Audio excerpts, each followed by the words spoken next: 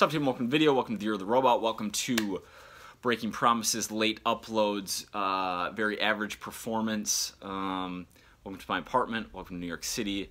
Welcome to white t-shirts. Welcome to a video where I'm going to talk about why I'm literally just trying to work out my thoughts in this video. And I've done a couple takes and they've been so rambly and unfocused that I'm trying again to make this more valuable for you, but I'm trying to figure out why I feel so much worse immediately after using social media. And yeah, that's what I'm going to try and work out in this video, because I do. And it's not the technology, like it's not necessarily being on my phone. I think it has something specific to do with the way Snapchat and Twitter and Instagram, and I don't use Facebook on my phone, but Facebook, like the way they're set up, which makes sense because the goal of these companies is to make money. These companies make money by selling our attention, primarily. Like that's where almost all of the revenue comes from. And so maximizing attention means maximizing time within the app, which involves, like, call it trickery, like call it whatever you want, but really, really smart, highly paid people putting their heads together to try to make us humans out in the world spend as much time as we can within their place. And there's ways they do this. Like, for example, on Instagram, on DMs, the number never goes over 20. Like, I could have 300 DMs that I haven't read, and it would just say 20 up there. And I think, and that's when you're like on the home screen and it has the highlighted number. And I assume that's because 20 seems like a reasonable number, but if it was the actual number that was in there, you're just not going to click it. Like if you let it get bad and there were hundreds or thousands, you're just never going to click that. But if it's 20, it's like, okay, I'll go in there. Or like the gamification with Twitter notifications where you have to swipe to like update your mentions, right? When you open up the app, you can't immediately see how many notifications you have, or like the likes on a post to update. It's like a 2-second delay, which isn't actually it's not necessary, meaning it doesn't actually take 2 seconds. If they wanted to show it to you immediately, they could, but there's this whatever, like a psychological, I'm working through these thoughts. I like know what it is, but I can't articulate it. It's got to do with Skinner's rats and like psychology and action and like cue, reward, whatever, the habit cycle, and then you keep doing it and you keep coming back. Like,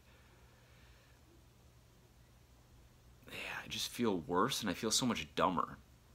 And I don't like that I feel like this, because I know that when all the attention is on these apps, and I have a business, and not even if I have a business, if I want to teach people, if I had 0 revenue streams, but I wanted to teach people and help people get better, it would make sense to spend time in these platforms and create these platforms and get good at using these platforms and understand how they work, so that you can, whether it's teach to teach or whether it's content market to sell something on the back end, like, it's a good thing from a business perspective. But I feel so much better reading a book than being in there. And even when I have it on my list and it's like, all right, I'm gonna get my DMs to 0 right now, and like I go in there and like just being on the phone, I literally hate it. Like I like interacting with people in there genuinely, and especially hearing from people, like people that I've helped. I get a lot of those types of messages, which makes me feel really good and fulfilled. But, and this might have something to do with Myers-Briggs, which I don't know that much about, but I'm like starting to kind of connect some dots.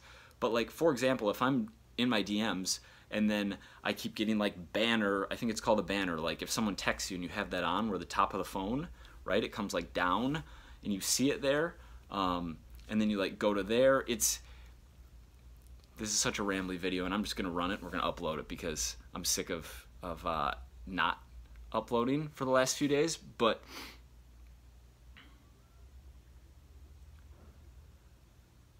there's something about the way the brain works.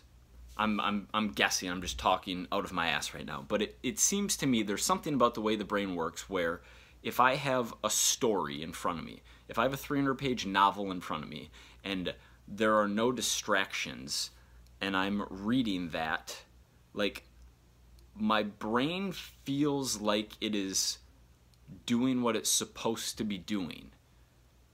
And I'm learning, like, whether it's novel, it's fiction, whether it's nonfiction, like, I'm understanding what's on the page, and then there are other parts of my brain that are, like, connecting what I'm learning to past experiences that happened to me, to just, like, other things that I know, and I'm, like, I can feel myself getting better.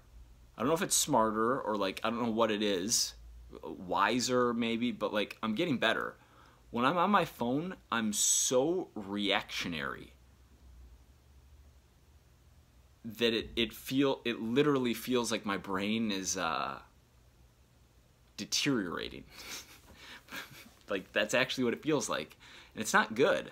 And it's Twitter, and it's Facebook, and it's Instagram for me. Like, watching a YouTube video is a little bit different.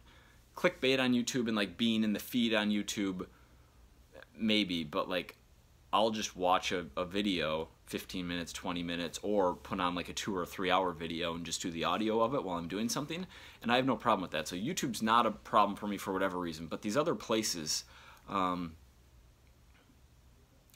yeah, they recently just seem to be making me worse. Yeah, and I don't know why. Something that came to mind, so my buddy Jordan Syatt, who I run this personal trainer mentorship with, which kicked off officially beginning of January, basically. It's a new project. It's been really fun for both of us. I made him take the Myers-Briggs test, and so I've tested and if you don't know what, I'm not going to, like, give background. I'm just going to give you, like, a couple of facts that seem to be relevant. But